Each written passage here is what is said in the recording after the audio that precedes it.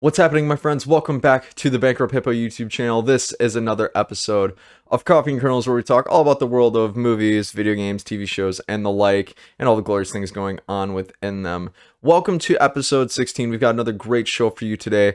We're going to talk about a whole ton of stuff, but first, friends, if you're enjoying these videos and you're enjoying these podcasts, feel free to like, comment, subscribe at your leisure, or check out any of these other great playlists at your leisure. If you're into any of the aforementioned topics, we'd love to have you to join in on the fun.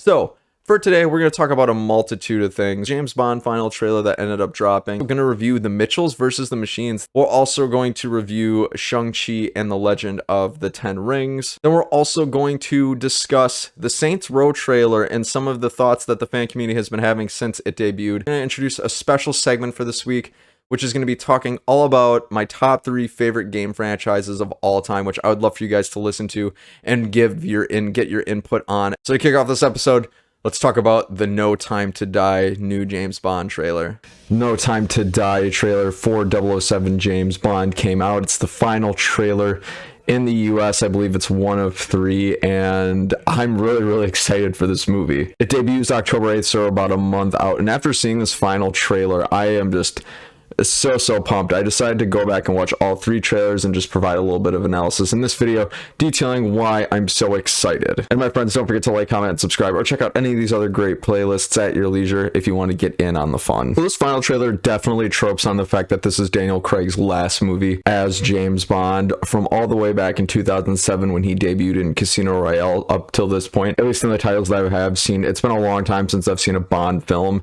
I saw him in Casino Royale, which was phenomenal, and I saw him in Quantum of Solace, which I haven't seen in a long time. Admittedly, I've missed all of his titles in between, so I've had a long hiatus from watching a James Bond film. However, these trailers have revealed a lot of things that I've enjoyed previously about the Bond series, which is fantastic one-liners, a really charismatic James Bond, lots of action. And when you combine all these things together, it kind of helps pull me out of the grapevine and gets me really pumped to see this movie. So like I said, I haven't seen a Bond movie in about 10 years. Actually a little too young to really understand what exactly was going on.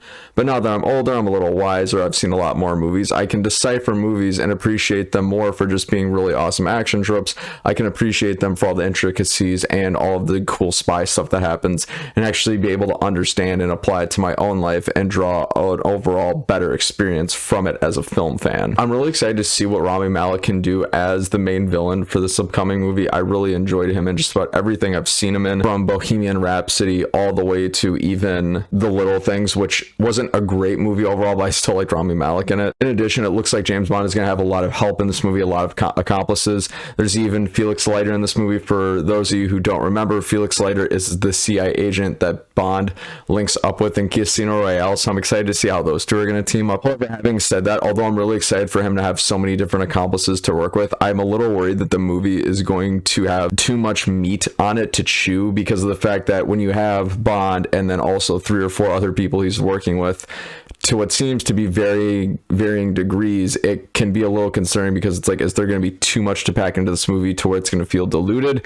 which we won't really know until the movie happens. Detailing a couple of my favorite moments from the trailer, 3 come to mind. One is when he's in the old style Aston Martin, he's in the car's getting shot up, obviously it's bulletproof glass, and he just says, okay, and then he spins around the car and has the machine guns going through the headlights. That was really sweet. And also, there's 2 one-liners that come to mind. One of them is when he's in the car with the woman, I didn't catch her name in the trailer, where he says, everybody's got secrets, we just haven't found out yours yet. And then also when he's talking to Rami Malek as the villain, he says, history hasn't been kind to those who try to play God. It gives me chills. Just one-liners like that, I think, are just so James Bond. It feels so authentic, genuine, and real. So my friends, I am super pumped for this movie, and I think the trailers have done a great job of marketing it. I can't wait to see it when it comes out on October 8th. But I want to know what you think. Are you super excited to see No Time to Die? Whatever you think, you know where the comment section is.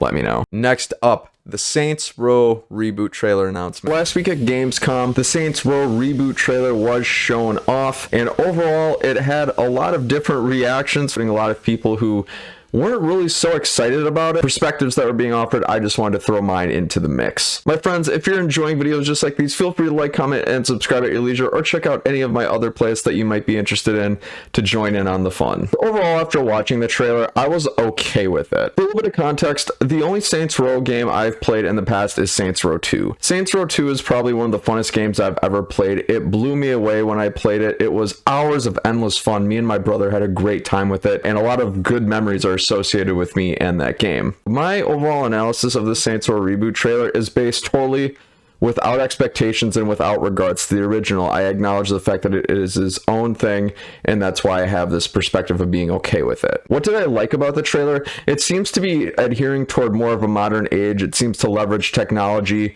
and more youth culture a lot more than in the past, and it's still got a certain amount of fun elements to it, like getting really creative with car chases, getting really creative with teammates. It seems like a co-op option would be enabled or implied given the fact that you're running around doing this mission with 3 other friends. Again, just an implication, not confirming that necessarily, but that's just the impression I'm getting from the trailer. And also, with the included technology that they're using, like smartphones, it seems like there's a little bit more strategy involved to the game than would be in the original Saints Row franchise, and I'm always one for a little bit more of an additional strategy. I saw one person comment that it's almost akin to Watch Dogs, which I actually really like that comparison. Having said that, there's of course things that balance this out that I didn't like about the trailer. First off, it seemed almost a little too cartoony for me. Like, it almost seemed as though it was trying way too hard to be Fortnite. The characters that were used in this trailer, they were too young, too cartoony, and I just couldn't take them seriously enough to look at them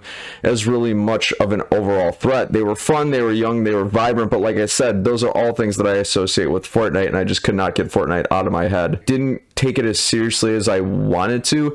Having said that, some of the weapons that they're using are pretty darn cool. At the end of the day, we won't know how this game is going to be till it actually comes out. I am willing to say that I would be willing to give it a playthrough. At that point, only time will tell if I'm going to enjoy it or not. If anything else, I'm intrigued by the whole prospect of the Saints Row Reboot. I am willing to give it a fair shake. Well, my friends, I want to know what you think of the Saints Row Reboot trailer. Whatever you think, you know where the comment section is. Let me know. Next up, a Netflix movie that ended up hitting my radar by sheer luck, which is going to be The Mitchells vs. the Machines. Here's my spoiler-free review of it. Mitchells vs. the Machines is all about a family who's doing a cross-country road trip to drop off their daughter, Katie, back at film school for college. It's her freshman year, but along this way, they run into a robot apocalypse, and then they're the last hope for humanity's survival because they're the last humans remaining. The robot apocalypse was caused by a company basically inventing an AI that got a little bit too smart in their smartphones, and they took over the world with all their robots. So then we have our movie. So starting off with my overall thoughts for this movie was shockingly entertaining, which is really crazy because this movie just flew way under my radar.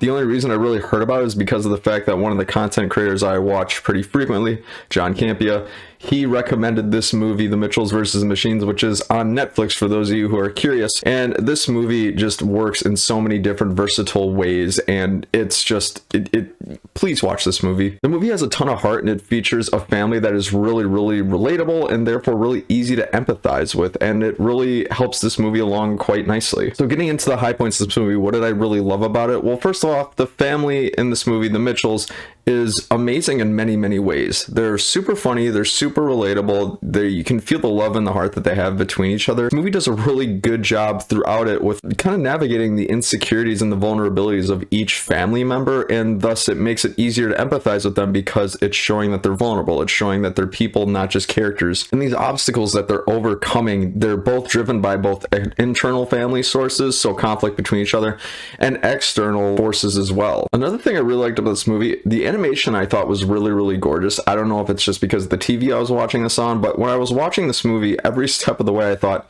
this is exactly what animation should look like. It looked pristine, and plus they utilized it in really effective ways that were a lot different than in other movies that I've seen. They almost took a stylistic approach that reminded me of Zombieland, right? There are these intermittent moments where they just threw in some animations in really fun, creative ways that totally fit within the DNA movie, and that totally worked, and it made it a lot more fun to watch. And despite it almost reminding me of Zombieland in that sense, it was still a bit of its own spin on it, to the point point where it didn't feel like it was directly replicating it, but it was also its own flavor. Another thing I really enjoy about this movie, it's really versatile overall. There is something for everyone to love, whether or not you're a child or an adult. The movie is really funny, the dog is hilarious.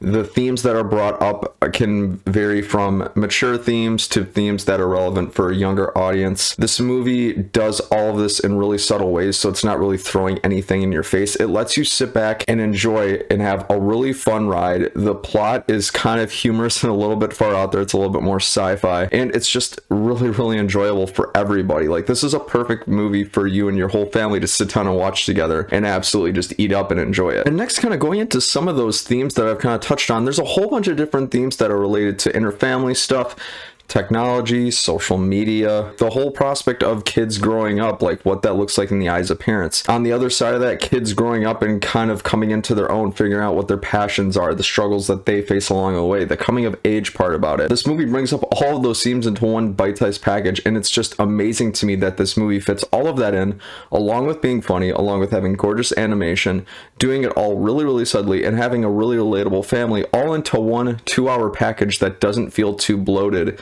and feels pretty adequately paced throughout. They do a good job of kind of visiting each family member's struggle. The fact that it kind of goes through each one of them, it allows you as the audience to kind of draw your own relations to them. And jumping into some of the things that the family struggles with and some of those themes kind of interlacing with social media and technology, the movie brings up these conversations that I distinctly remember having with my own family members from 5 to 10 years ago, and there's conversations that are still kind of being had and evolving. And this movie, like I said, brings it up in such really subtle, fun ways that it's like, I can remember having that exact same conversation with this family member however long ago or just really recently. And that's just, for a movie to be that culturally relevant is so cool, and it's really refreshing, while at the same time feeding you these themes without making it feel like it's trying to make you chug down spoiled milk in the process. It's a super refreshing thing to just not have these things shoved in your face. It's great. Now, getting into what I didn't really love about this movie, there's only one thing that crossed my mind as I was watching this movie, and that's that in the second half it just dragged on a little bit too long. At one point I was kind of thinking to myself, well, we're still in this particular spot and still in this particular scene for just a little too long. If it was just 5-10 minutes shorter, I'd have been satisfied with that. But that is the only thing I didn't like about this movie. So with that, my friends, if I had to give this movie a score, it is a 9 out of 10. It is an amazing movie. I've never seen a movie that is so versatile, so fun,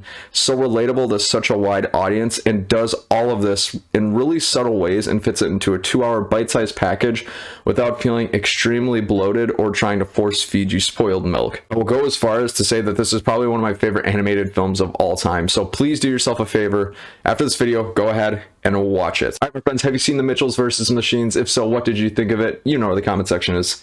Let me know. Next up is going to be my review of Marvel's newest title, which just debuted the other day, starring Simu Liu, Shang-Chi and the Legend of the Ten Rings. Here's my spoiler for your review. Shang-Chi is the story of a guy named Sean, or Shang-Chi, played by Simu Liu, who's living his life in San Francisco alongside his best friend Katie, who's played by Awkwafina. While they're riding the bus to work one day, this group of mysterious thugs goes ape on them and just attacks them. And in the process, they make a threat toward his sister Shang, and then he has to reunite with her and save her and brings Katie along for the ride, and from there on, we've got our movie. And one very interesting journey to boot. So what are my overall thoughts on this movie? I thought this movie was really solid. There's a lot of layers to really unpack about Shang-Chi as we get on with the movie and discover more about him and his family. There's a lot of humor present in this movie. They really explore some interesting concepts throughout. The identity the movie chose early on was consistent and really strong. And the chemistry between all the characters, especially Awkwafina and Shang-Chi, made it a really fun watch. So let's start off with what I really enjoyed about this movie. I really enjoyed the chemistry between Shang-Chi, or Sean, and his best friend Katie. The two of them together have this really interesting bond where they're very relatable. They're just living their lives like normal people. They like to go out, they like to have fun,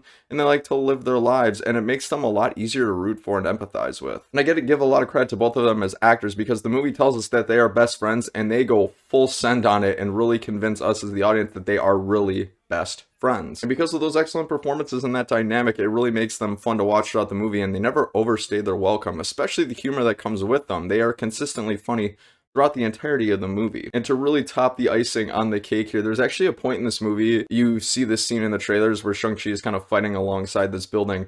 In that particular scene, it kind of almost reminded me of a Rush Hour 2 moment. Like, there's a moment in this movie where you're like, oh yeah, definitely reminds me of Chris Tucker and Jackie Chan in Rush Hour, Aquafina being Chris Tucker, Simu Liu being Jackie Chan. It's just when I put that meta moment together, it just made it even funnier. And like I said, the banter between the two characters really exists all movie long, never gets old, and a really nice supplement to that is actually Ben Kingsley. Ben Kingsley performs a small role in this movie, and I thought he was excellent addition and supplement to the humor piece of it all. And speaking into that, moving into the next thing I liked about this movie, the movie really maintains this identity of being really, really funny, really humorous, but also getting down to business when it needed to. And I just thought it really struck a nice chord with. In this movie, it kind of tells you like, okay, there are serious times, there are serious consequences with serious situations, but it's a reminder in life never to take things too seriously. Like as Aquafina, as Katie, and Simu Liu as Shang-Chi are going through these trials and tribulations, they never forget to have fun. And to me, that just speaks to the message of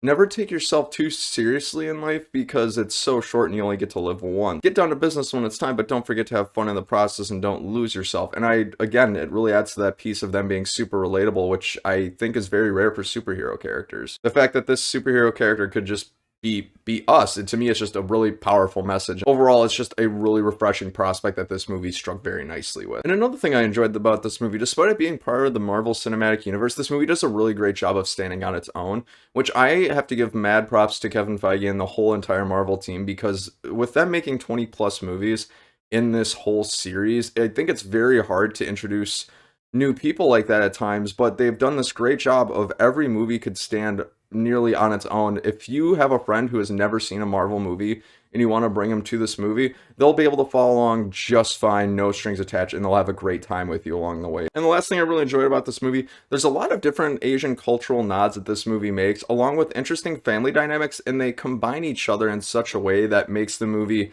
a lot more cathartic than I thought it would be. Touching on the cultural nods part of that critique, the fact that this movie is able to really exemplify Asian heritage in the fact of the way they dress, the way that their combat fighting style is, art, family styles, it's just something that was really, really cool, and I thought it was a really nice, unique touch to the movie, and it really brought me into it a lot more. It just felt really authentic and genuine in that regard. And diving deeper into the family dynamics part of that piece, it touches on really interesting issues like abandonment, grief, coping, and other family dynamics that just really hit home and just beg a lot of interesting questions for us as the audience. And even more so, the movie kind of touches upon how it could change and morph you into who you are over time, and I thought that was a really fascinating conversation to have. And even more so, considering that I would consider this as a Shang-Chi origin story, it kind of helps to touch upon that because Shang-Chi is on this path to self-discovery, figuring out who he is, and I just really enjoyed that part because I'm a sucker for a good origin story. And I gotta say, this is the case for both Shang-Chi and his sister Shang.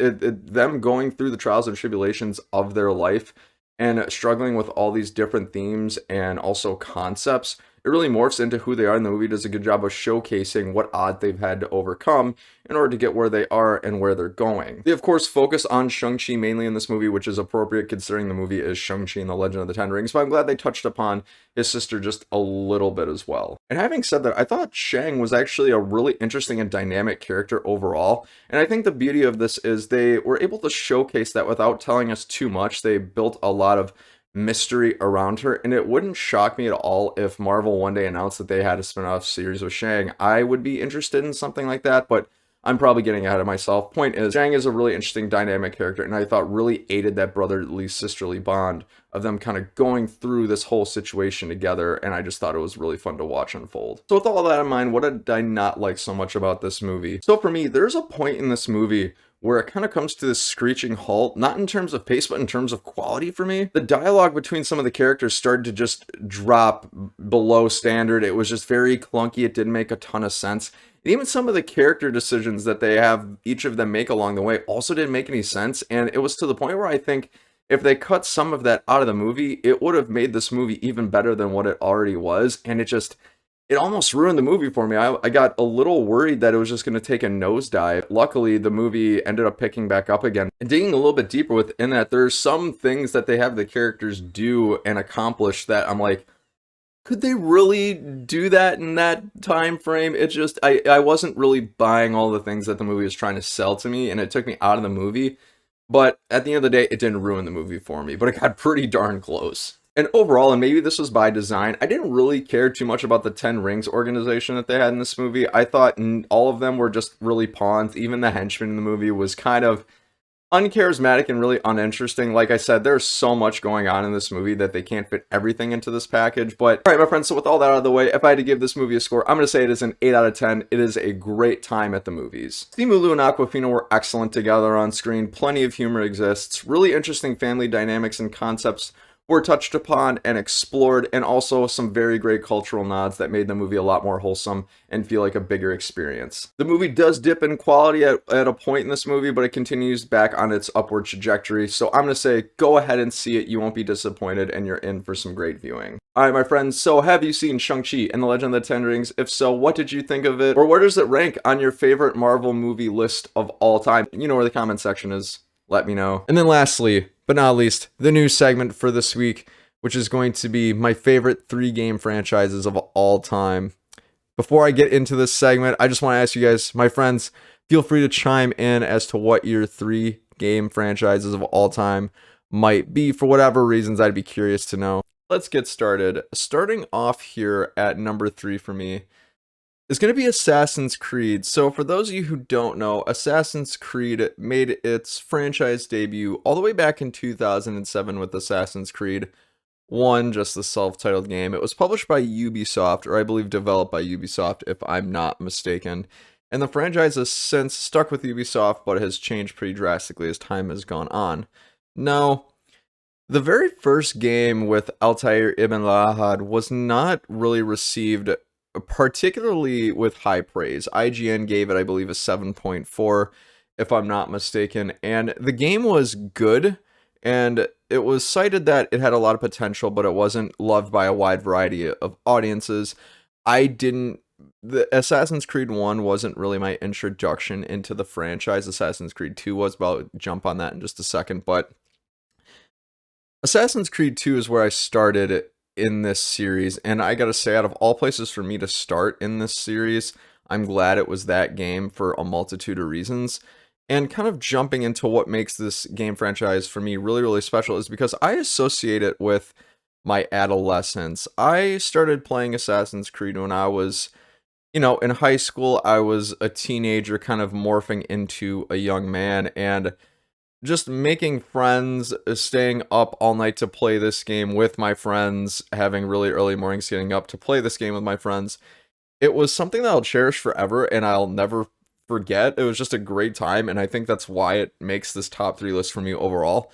But having said that, just because it plays a special part in my life doesn't mean it's not a great game franchise, because to couple with that, this game franchise is just legendary. It's really, really phenomenal. And I'm going to start off this sort of discussion kind of getting into Assassin's Creed 2, of where I started liking all these games. Now, the one thing that really sucked me in was the character of Ezio Auditore da Firenze in the 3 game arc that we get him in Assassin's Creed 2, Assassin's Creed Brotherhood, and Assassin's Creed Revelations.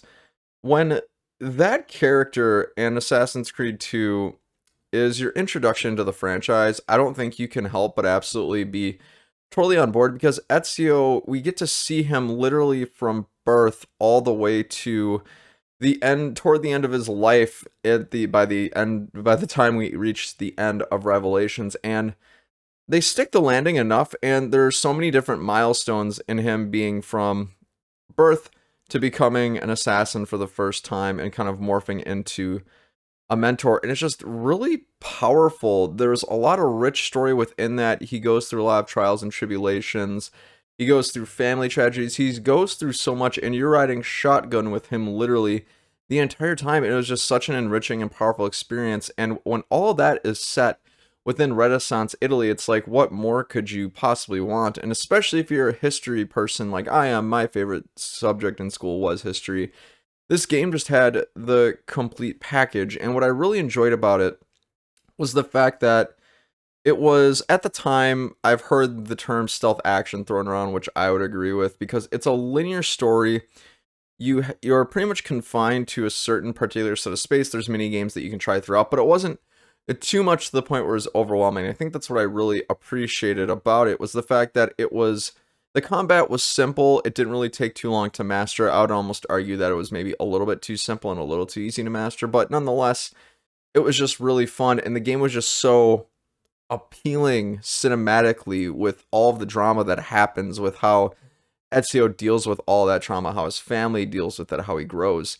It was just such a special 3 game arc that ended up getting me started off in this franchise and helped me be a fan of it for most of my life so far. Now, with Brotherhood, I think, took everything that was great about Assassin's Creed 2 and sort of turned it up a notch.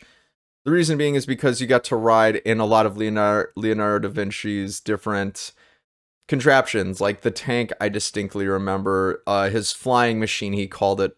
We probably know it now as paragliding. It expanded the map a little bit. It made the story still really strong, added more to the gun that you got to use, and it was just really creative, and I think it was a nice step up for the franchise.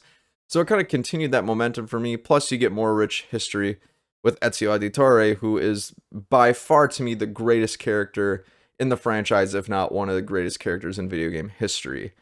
And what I really admire about the franchise at the end of this 3 game arc is the fact that they did an adequate job, I think, in sticking the landing to Ezio's journey. I don't want to spoil the end of Assassin's Creed Revelations for those of you who haven't played it. I'm going to say out of the 3 game arc that you play Ezio, which is 2, Brotherhood, and Revelations, Revelations was probably the least entertaining of the 3 games in that arc, but nonetheless, like I said, I think it did a good job of wrapping up Ezio Auditore's story and was a satisfying conclusion. Now, journeying beyond Revelations, the one thing I really enjoyed about this franchise, and the thing I think makes it still relevant today and has been relevant for a while, is the fact that it goes through these transition periods where they change characters, they change the protagonist mainly, they evolve the visuals and the graphics, the character models change, the background settings change, the historical landscape changes, and I think it makes the games new and refreshing, and it's not afraid to try to stray from outside the norm.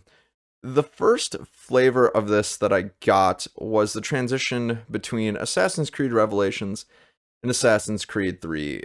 I might be in the minority on this, but I really, really enjoyed Assassin's Creed 3, and I enjoyed Connor Kenway enough. He wasn't my favorite character, but when you go from Ezio Auditore to a character like Connor, who's a lot more stoic, a lot more raw, it's definitely a different look and feel, and it's not nearly as cinematic and entertaining as Ezio is. Now, for me personally, I'm a sucker for more of a cinematic story with compelling characters, and that's why I think Assassin's Creed 2, Brotherhood, and Revelations are so big for me, but 3 was definitely a different flavor of that. Connor, it was a lot more of an open world, it was a lot more to explore, and plus, just running around throughout the American Revolution was super, super entertaining.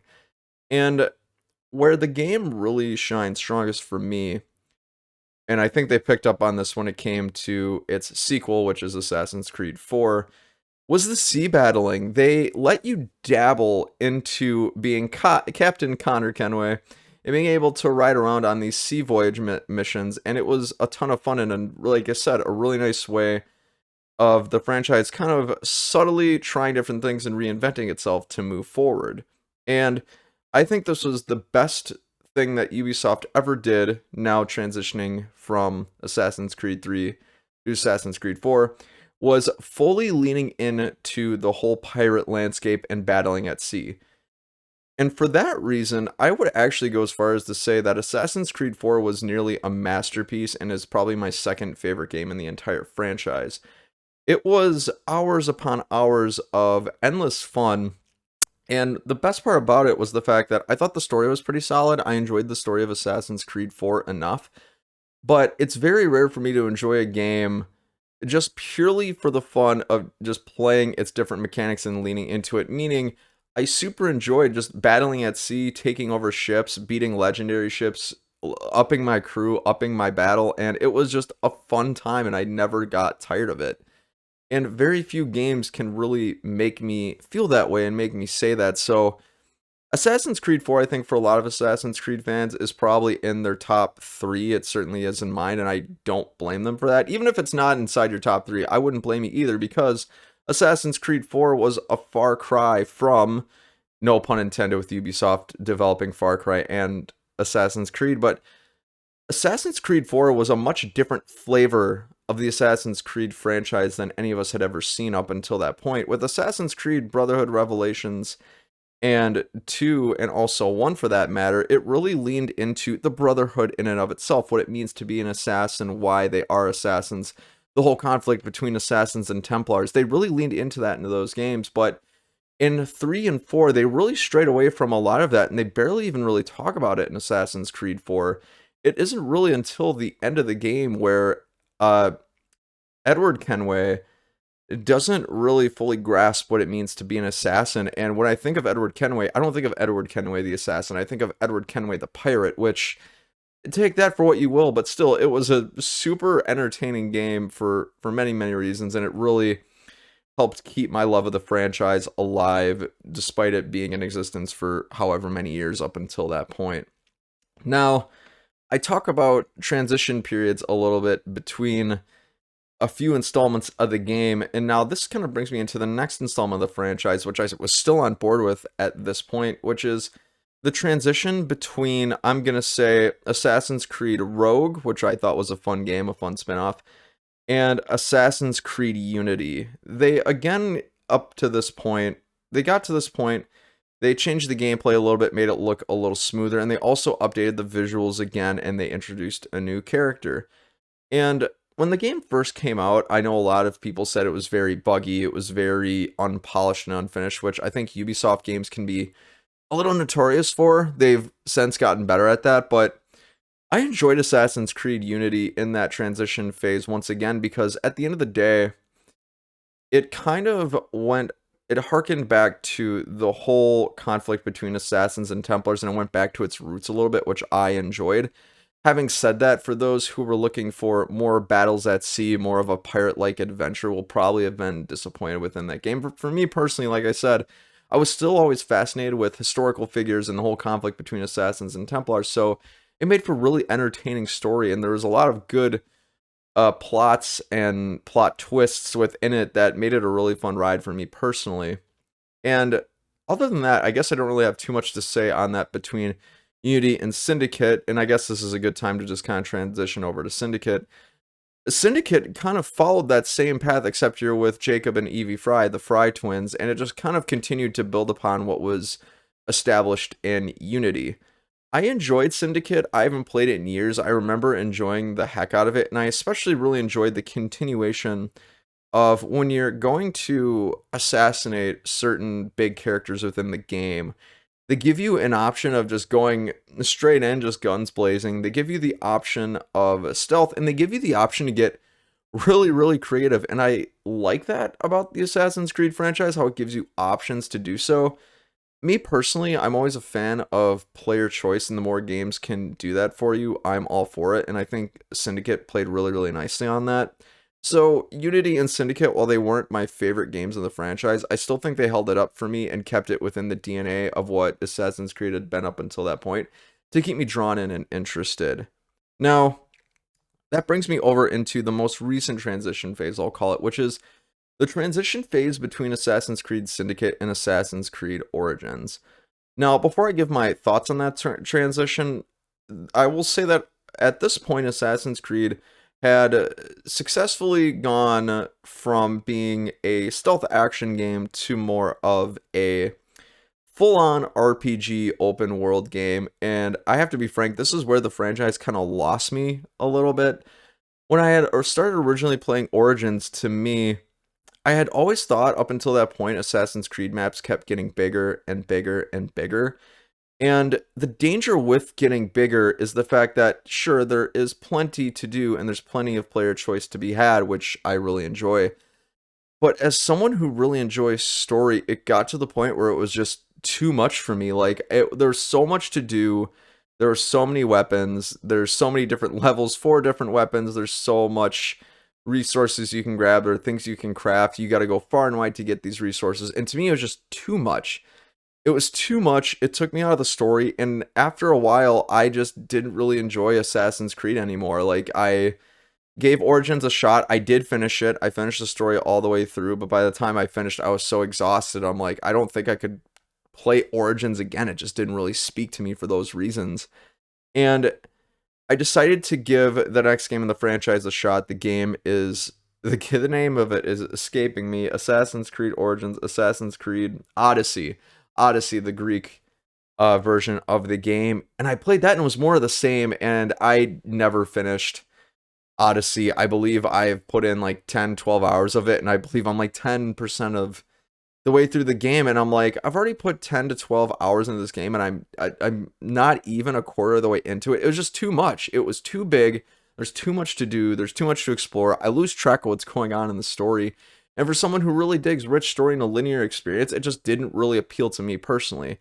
Now, I don't want to yuck on anybody's yum, because I know a lot of people who absolutely love the transition of the franchise to a fully RPG style game, and many people have embraced it. I'm just not one of those people, me personally. It's just not for me. But for those of you who love it, kudos to you, because I wish I could love it as much as you guys do. And it sort of harkens back to my earlier point where the franchise had to grow, it had to evolve. By the time it transitioned between Syndicate to Assassin's Creed Origins, it has to continue to reinvent itself, because if it doesn't, the franchise dies, and people don't want that, especially Ubisoft, because Assassin's Creed is one of their most highly regarded franchise and makes them a lot of money. So I don't blame them at all. And things grow, things change, and that's just part of life. So for those reasons, Assassin's Creed kind of fell off the radar for me. Will I ever pick it up again in these later games? I'm never going to say never. But am I going to rush out to play Valhalla? No, not really. Am I going to rush out to buy the next Assassin's Creed game whenever it comes out in a couple of years? Probably not. But for those of you who love it, I say bravo to you all. So for those reasons, my friends, that is my third favorite game franchise of all time, which is Assassin's Creed. Is it on your list? Is it outside your list? Do you even enjoy the franchise? Whatever you think, you know where the comment section is. Let me know.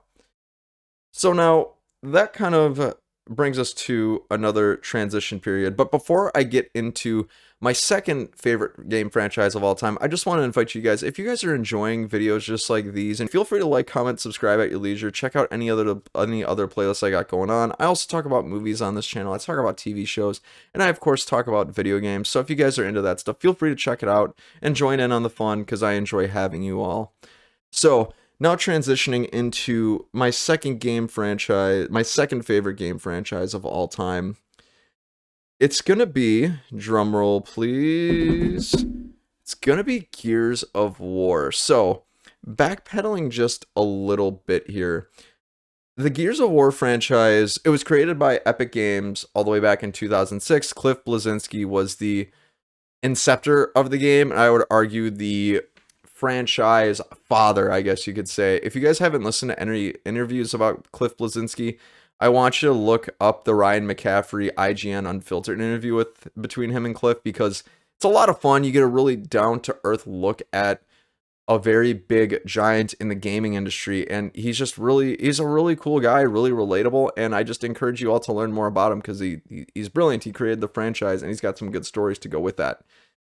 But anyways, having said that, it made its franchise debut in 2006, and it was groundbreaking. And I have to say, for me personally, I have liked every single game in the Gears of War franchise and all of the DLC that I have played since its birth all the way up until right now with Hivebusters and Gears 5. And it's just the gift that keeps on giving. I still play multiplayer. I own Gears 5. For a little bit of reference, the Gears of War 4 Xbox One, the limited edition console, I bought it, I played it, I loved it, I enjoyed it. The Gears 5 Xbox One X limited edition console, I bought it, I still have it today, I play it all the time, and I absolutely love it. And even Gears of War Judgment, which from what I've seen in a lot of different podcasts and different comment sections, just feedback on the game, despite a lot of people not really enjoying Judgment, I personally really enjoyed it. And even the transition period between Judgment and Gears of War Ultimate Edition and Gears of War 4, I've even still been a hardcore fan of the franchise throughout that transition period when it went from Epic Games to the Coalition, and it's stuck with me ever since, and I still play the games all the time. So getting into not only that, but also like the part of my life I associate this game with, I associate it with actually most of my life. I started playing this game in 2000, and I want to say 8 or 9 maybe. I had a friend who owned the game because I didn't own an Xbox at the time, and of course Gears of War is an Xbox exclusive. I would go over to his house, we would just play Gears of War for hours on the weekends. It was a ton of fun. We would play it for 4 or 5, 6 hours on end. We beat the Gears of War 1 campaign on Insane together. It was a very triumphant moment. And it's just kind of a game that's sort of stuck with me, and I would argue is one of the main driving forces to me getting an Xbox 360 or an Xbox One, whatever console I got first. So, game holds a special place in my heart, and the whole franchise holds a special place in my heart, which is why it is on this list for me. And not only that, obviously, this game franchise has been one of the most highly regarded in gaming history, probably the short history that gaming has had, but it's the crux of it really rests on the shoulders of excellent characters, excellent main characters in the form of Marcus Phoenix, who's voiced by an excellent voice actor in John DiMaggio, and also supporting characters with Baird, Cole, Dom, and now with JD, with Kate, with Dell, and even Queen Mira. And the franchise is just able to ride these characters, have a really, really rich story, have excellent multiplayer mechanics, and is able to adequately explore all of their past lives and make them all each really interesting in their own right, and they just continue to exceed with it over and over and over again. And it continues to reinvent itself through the introduction of things like multiplayer with Gears of War 2 and Gears of War 1 somewhat, and then the introduction of Horde in Gears of War 3. I remember playing Horde for hours and hours on end when I had Gears of War 3. It was one of my favorite in the franchise, and it was a ton of fun. And plus, like I said, the rich story that happens between Marcus Phoenix and Dom as brothers. I mean, they're best friends in the game, but you really feel the bond that they truly believe they are brothers. And when they go to war together, it's like, wow, this is some next level shit. So, for those reasons, there's a lot of ways in which you can love the Gears of War franchise, and I love it for pretty much all of that at the same time. And the one other thing that I also want to touch on is the fact that I remember playing this game when I was younger, and the one thing that really stuck out to me is how hyper violent it was. It was the first game franchise I saw of its kind where it was blatantly violent. It was very in your face. All the characters are beefed up out of this world almost to a point of being cartoonish, which I think helped formulate the Gears of War identity and DNA that we've seen in all these games. It's like your classic meathead soldiers who are really smart guys. It's just they have ginormous arms and really creative weapons to boot, and make it's just everything about it is so creative, different, and fun, and has really made this franchise what it is. And even something as simple as the Lancer weapon is something that you can associate with this franchise and really enjoy. In the interview that I listened to between Ryan McCaffrey and Cliff Bleszinski, I believe they talk about the fact that they almost cut the Lancer weapon from the game entirely.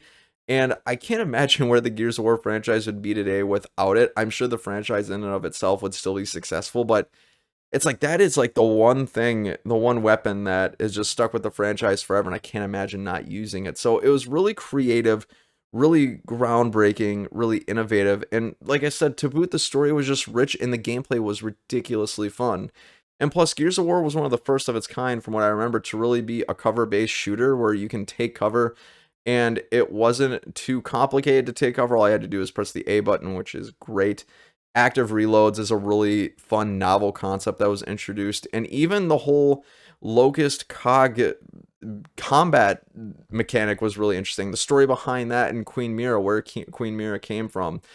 The franchise has done such a great job of slowly introducing that over time and just giving the fans a little bit more to build into. And that brings me to the lore of the entire franchise, because there are books upon books, and there are hundreds of YouTube videos about just the lore of the game. And the Coalition, Epic Games, and Cliff have just built this excellent world where you could spend hours in it and still not know everything about it. It's just a very rich history, a very rich world that I just can't get enough of, and is so much fun and is so fascinating to study.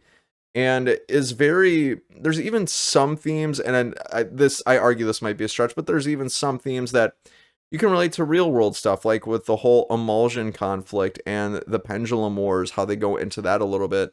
They don't really talk about it too much in the original Gears franchise, but in Gears 4 they kind of touch on it a little bit, and I really appreciate that. But there's just so much to cover, and they continue to impress me when they find more story to tell, because it's always entertaining. And I have to say, the storytelling has been one of my favorite parts about the entire franchise too, because of the fact that it's very rich. I'm sure I've said that about twice now since I've started talking about it, but it still holds true no matter how you slice it. It's just it's amazing, and I never get tired of it. And oh, excuse me. With that, with the Gears, the transition between Gears of War 3 and Judgment to Gears of War Ultimate Edition was a very interesting one, because of the fact that Epic Games didn't I don't think they really changed the companies. Epic Games and Coalition, I believe, they're not one and the same, but a lot of the people who worked on Gears of War from Epic Games, from what I understand, jumped on and joined the Coalition. I can't remember how exactly that transition happened, but what I'm trying to say here is that the transition between Epic Games and the Coalition working on it, it didn't stop the franchise or slow down the momentum at all. I still really bought into the franchise and really enjoyed the fact that it reinvented itself in that regard, because it's sort of this handoff between Marcus Phoenix, Delta Squad, the original Locust War, to JD, Kate, and Dell, as they're trying to resolve this new conflict that's happening with the Swarm and Hall, all that goes on. I thought that transition was very well done and very carefully crafted. My only complaint about the entire thing was the fact that in Gears of War 4, they didn't use Anya at all, and that really bothered me, because I think that there's a lot more to explore with Anya, and I still would argue that there is more to explore about Anya. If they made a spin-off game, kind of like how they did with Judgment, specifically surrounding Anya, I would be okay with that, because she's got a lot of history behind her that just hasn't really been talked about. So that's my only gripe with that transition period, but since then, I have really enjoyed Gears 4 and 5.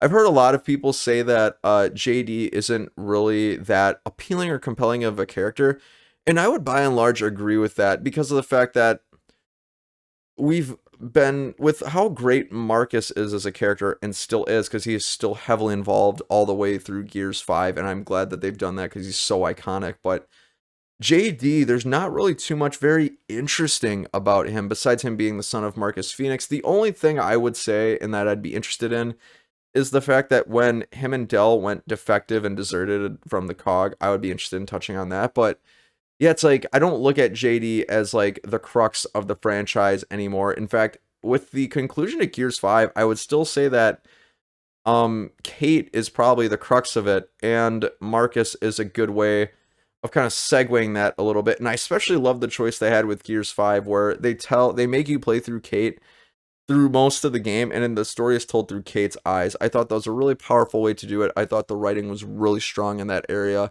And I also enjoyed how they really start to tie that into the previous Locust conflict and how just crazy all of it is together. It was brilliantly done, and it makes me really excited for Gears 6. So I'll stop gushing about Gears of War here, but for all those reasons, I am a Gears fan for life, and I continue to hope that it builds and builds and just keeps going in the right direction, because to me, they've just hammered it home every step of the way since its inception, and they've had great villains along the way too, which is something I forgot to mention. Ramen, Scourge, and Mira, all excellent villains, really entertaining. I'd say Scourge is probably the weakest out of the three and the least iconic, but still, I enjoyed him. He was a badass. But my friends, now, I ask you, is the Gears of War franchise in your favorited lists? If not, or if so, whatever you think of the franchise, you know where the comment section is. Let me know. Alright friends, so before we get into my last favorite franchise of all time, I just want to say thank you so much for watching the Coffee and Kernels podcast day. Friends, if you're enjoying videos just like these and want to get in on the fun, feel free to like, comment, or subscribe to the channel, or also check out any of the other videos and playlists that I have. I talk about movies, talk about video games, all that other great stuff. Follow me on TikTok too if you're interested in getting content on social media too. I'm on TikTok, Instagram, and the like. Linktree is in my profile. Whatever you need, we got you covered. And thanks for stopping by today. As always, I appreciate it. Okay, so now, my favorite game franchise of all time, drumroll, is Jak and Daxter. So Jak and Daxter, I'm just going to say this right off of the bat. Jak and Daxter was the very first video game memory I've ever had in my life, which is a large reason why it is number one on my list. I distinctly remember going to a friend of mine's house down the street one day, and his brother was playing this game, and I was just, there's something about it, I don't know what it was. I was just so fascinated by the game, the story. It was really entertaining. And it was the first time I actually had ever seen um a PlayStation 2 game played, and it's actually my first video game memory that I can think of. I think I had a Nintendo 64 before that, but that was like the first Nintendo, or not the first Nintendo, the first video game memory that I ever had. And I was just floored. It changed my world. The game, as a newer platformer because it came out right as the PS2 launched, was so iconic. It debuted in December 3rd, 2001, I believe the date was. It was created by Naughty Dog. And it, to me, is just one of the greatest games of all time. And it's one of the greatest game franchises of all time. Actually, the greatest game franchise of all time for so many reasons. Not only because of the fact that it held a special place in my heart, but because of the fact that it was just genuinely such a great game franchise. When they came out with Jak and Daxter in 2001, it was a very original game. With it being a platformer, there is some DNA there that kind of gets associated with Banjo-Kazooie, gets associated with Mario from the Nintendo 64, which I can see the comparison with 100%, but the way that Naughty Dog captured it, and the way that they associated a larger, really compelling story with it is what really made the game special. What Banjo-Kazooie and Mario really lacked for me was a good story to go with it, and Jak and Daxter, it was more of not an adult way to tell the story. It was more of a mature way to tell the story. It was supremely entertaining. There was really great combat. The whole concept of Zoomers to me was a lot of fun, and they introduced it in enough doses to where it wasn't too much, but it wasn't too little. And just some of the concepts, the ideas that they introduced were just so unique and novel, and it floored me. It changed my world forever. And where this franchise really, really took off for me and just totally just changed the trajectory for the rest of forever. And I still remember when I got each of these games when I was younger, was the introduction of Jak 2 when it came out. And I believe it came out in 2004. But I remember Jak 2 was gifted to me as a present, and I remember just dropping everything I did and just went upstairs and just started playing the game immediately. Jak 2 took everything amazing about Jak and Daxter and just turned it up to a million. It was insane. They gave Jak, our protagonist, a voice. It added to the great humor that in comic relief that Daxter possessed. It gave us Zoomers to drive all the time. It gave us hoverboards. It gave us weapons. It gave us guns. It gave us more excellent story. It gave us an open world. It gave us anything you could ever want in a Jak and Daxter game, just turned up to the nth degree. And they stuck the landing so well, and they told it in, yet again, another amazing story. I would give a lot of money to go back and look as to how many hours I spent on Jak 2, because it had to be in the hundreds, if not thousands. I adored the game for so many reasons, and even more so, Jak as a protagonist was really fascinating because he has his gentle side, but then you got the addition of Dark Jak in this game too, his inner demons, where he just goes ape on people and is just slicing and dicing all these guards, and he's going up against a baron. He's fighting the front against the metalheads who are trying to get into Haven City. It was just, words don't do it justice. Words just don't do it justice. I think IGN gave the game an 8.8, which amazing score. And it was just, wow. It was just amazing game. I can't gush about it enough. I would give a lot of money to go back and play it right now.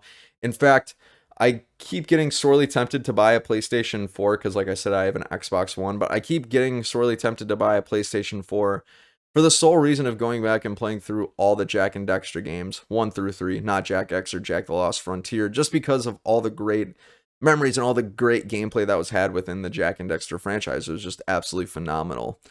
And kind of transitioning a little bit from Jak 2 to Jak 3, I thought Jak 3 was another step in a positive direction in the series, where the game I think excelled in Jak 3 was the addition of just the concept of the wasteland, an even bigger map without it being too big. You got to drive around in these really awesome vehicles that were customizable, a lot of fun, and you got to explore a lot. And you even got the introduction of Light Jak, which was fun. You got these really fun missions, these really fun racing mini games, and it was just, again, it was just capitalizing on what was great about 2 and put it into 3. We got the introduction of other excellent, really rich story within it, and it really, I think, wrapped up Jak's story quite nicely. And my only wish is that we would have gotten a proper Jak 4, which just continued to build on the game. But I'm thinking Naughty Dog was like, well, we're way ahead now, and we pretty much wrapped up this story, so we'll quit, we're ahead, which I don't blame them. But yeah, it was just Jak 3 was just, it was just so good. It was stellar, and it just continued to build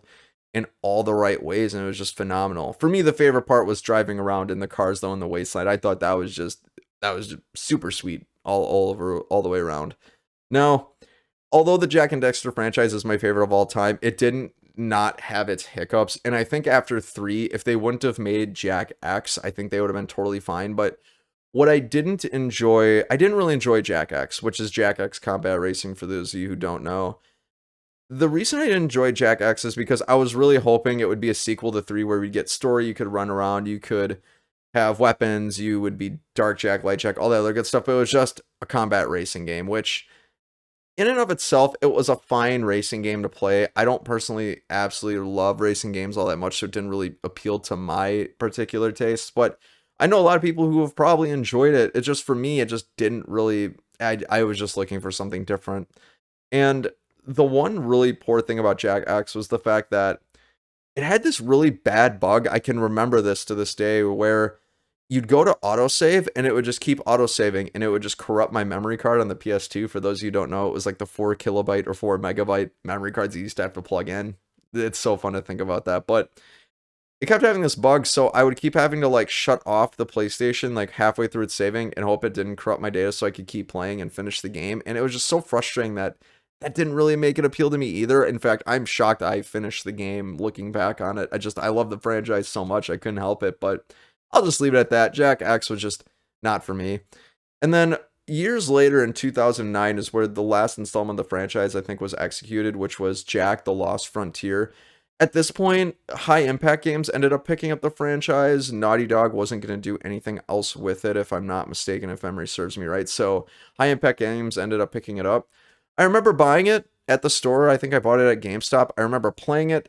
I don't remember what I thought about it, though. It's been a long time since I've picked it up and played it. I don't remember it being very stellar, because if it was great, I probably would have eaten it up and enjoyed it. I remember finishing it, but other than that, don't really remember too much of it. But I will say the games that Jak and Dexter, Jak 2, and Jak 3 were so good, so rich in story, so much fun, so creative, innovative, and just iconic platformers that were something I'll never forget, and still to this day make me tempted to buy a PS4 just for the sole reason of playing those games, and to also play other great games as well. And I gotta say, I gotta give Naughty Dog a ton of credit for 1, 2, and 3, because they have followed up the Jak and Dexter franchise with other amazing franchises too. The Last of Us being the first one that comes to mind, because The Last of Us is probably one of the greatest games of all time that I have ever played, and a lot of people feel the same because it's insanely popular. But for those two reasons, I keep getting tempted to buy a PS4, and Jak and Dexter will forever hold a special place in my heart because of just how awesome it was. And I hope to one day play it again soon. And if I end up playing it and end up getting a PlayStation 4, you guys will be the first to know. So, my friends, that actually brings us to the end of the segment. Those were my 3 favorite game franchises of all time. That's Assassin's Creed at number 3, Gears of War number 2, and the Jak and Dexter franchise at number 1. But I want to know, my friends, what are your favorite 3 game franchises of all time?